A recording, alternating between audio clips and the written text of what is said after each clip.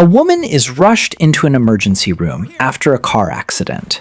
She has lost a dangerous amount of blood, and doctors know exactly what she needs: a transfusion, and fast. But when they run her blood type, something goes wrong. Her blood does not match anything in the hospital's supply. Not O negative, the type doctors usually reach for in emergencies. Not any of the 8 common types taught in every biology class. Her blood is something else entirely.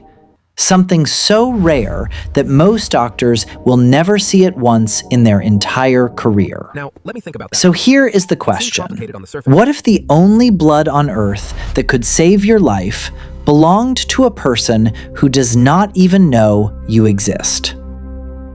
To understand how rare blood can get, we first need to understand what blood type actually means. In 1901, an Austrian scientist named Karl Landsteiner discovered that human blood comes in different types because of specific molecules called antigens sitting on the surface of red blood cells. He identified the A, B, O system: type A, type B, type AB, and type O, based on which antigens are present or absent. Types are classified Decades as later, either scientists Rh identified a second major Rh marker, negative, the RH indicated by factor, the plus giving and blood minus its plus symbols. or minus. Combine the two systems, and you get the 8 common blood types most people recognize. O positive is the most common globally, making up close to 38% of the population. AB negative sits at the opposite end, the rarest of the 8 standard types, at less than 1%. For most of human history, that was where the story ended. 8 types, 1 of them rare, and that was as strange as blood got. But it turns out the A, B, O, and RH systems are only the beginning. Red blood cells actually carry dozens of different antigen systems, more than 40 of them identified so far, each one a potential source of variation. Buried within the RH system specifically is a marker so fundamental that scientists assumed for decades that every human being had to have it. It is called the RHD antigen, and it is present on the red blood cells of virtually everyone on the planet, whether you are Rh positive or Rh negative.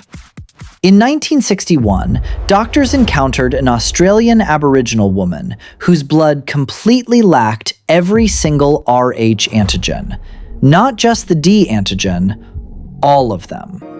Her red blood cells were missing an entire protein structure that almost every human alive is built with. Doctors gave this condition a name, Rh null, and it earned a nickname that has followed it ever since: golden blood. Not because of its color, but because of how close it comes to not existing at all. Since that first case in 1961, fewer than 50 people with Rh null blood have ever been confirmed worldwide. Not 50 people diagnosed each year, 50 people total in the entire recorded history of modern medicine.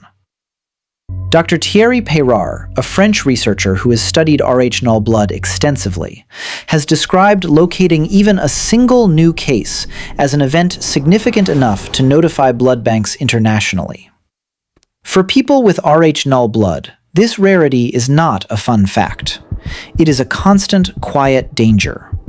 Their blood is so unusual that it can only be safely given to a handful of other Rh null carriers on Earth. And it can only safely receive blood from other Rh null donors, because any other type would trigger a severe immune reaction. Which means every single one of those fewer than 50 people is, in a very real sense, each other's only possible lifeline. Several known Rh null carriers travel internationally with medical documentation explaining their condition, in case of an emergency far from home. Some have donated their own blood specifically so it can be frozen and held in reserve, not for themselves, but for a stranger they will likely never meet, who happens to share the one thing that makes them both nearly impossible. So let us do the math. With fewer than 50 confirmed cases across a global population of over 8 billion people, the odds of having Rh null blood work out to roughly 1 in 6 million. And some researchers believe the true number of undiagnosed carriers could be even smaller. To put that in perspective, that is rarer than winning certain state lottery jackpots, and far rarer than having any of the 8 standard blood types most of us grew up learning about. It means that somewhere on Earth right now, there could be fewer than 50 people whose blood is quite literally irreplaceable. Not because it is special in value, but because there is almost nothing else like it.